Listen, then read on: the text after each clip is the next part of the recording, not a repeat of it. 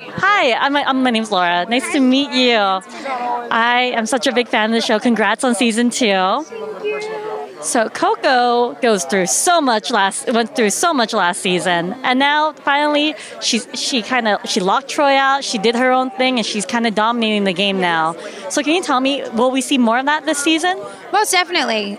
She's no longer looking for a man to validate her. She's more empowered than we've ever seen her, and now she's taking a leadership role at the university, and it's interesting to see the changes that she goes through this season. I think you're going to appreciate it. Well, I know she had a lot of conflict with Troy last season, but are we going to see maybe them kind of conflicting with each other and still having some feelings?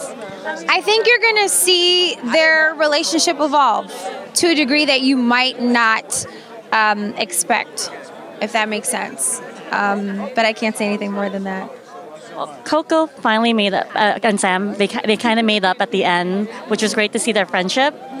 Are we going to see more of that expanded, or are they going to kind of drift apart because Coco is kind of doing her own thing too? Well, okay, what we do see is that we see a lot of elements of sisterhood, and we realize that you have a friend and you guys get into arguments, and that's a part of life. You might not agree on the same topics. You might have a difference of opinion, but there's still respect there. So we do see Sam and Coco go head-to-head in moments, and then we may see them cooperate with one another. We may see them work together. We may see them hug or not, or still hate each other. There are just so many things that happen. There's a huge roller coaster of an arc for their friendship that I wouldn't want to ruin it for you.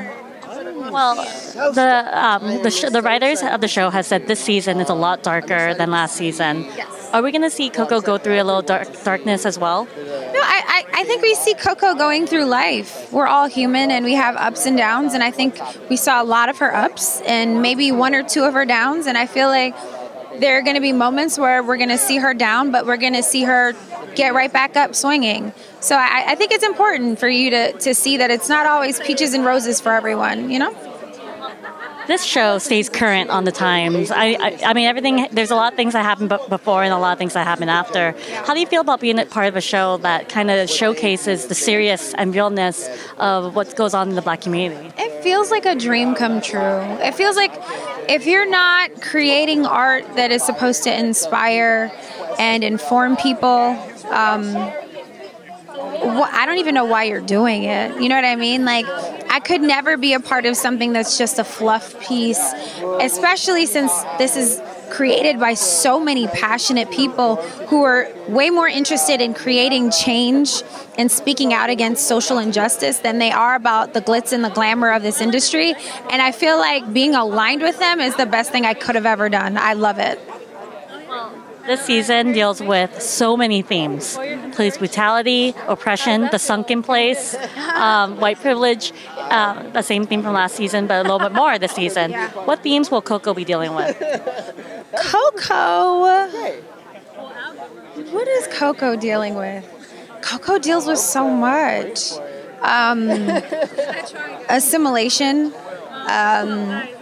asserting herself in environments that you might not necessarily expect.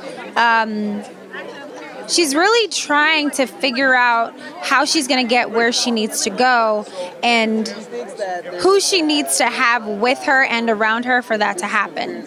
As opposed to before, I feel like she was doing what she deemed was expected of her. I think now she's making choices, tough choices, and coming into her own a little bit more, and not necessarily caring what people think. We see her have so much more fun this season, but we also see her go to a dark place. Thank you so much. Congrats on the show and the season. Thank you so much.